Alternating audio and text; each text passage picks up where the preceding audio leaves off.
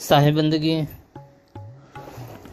गुरु को सिर पर राखिए, गुरु को सिर पर राखिए, चलिए आज्ञा माही, कहे कबीरता दास को, कहे कबीरता दास को, तीन लोक भय नाही।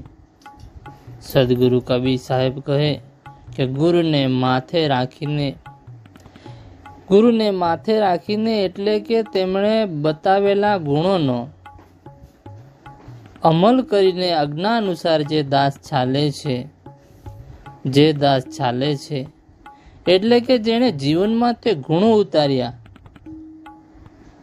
તે દાસ ભાઈને આ ત્રણેય લોકમાં જન્મ તથા મૃત્યુનો ભય રહેતો નથી। અર્થાત કે તે અધિભૂત, અધિદેવ અને આધ્યાત્મ એમ ત્રણેય તાપોથી રહિત થાય છે।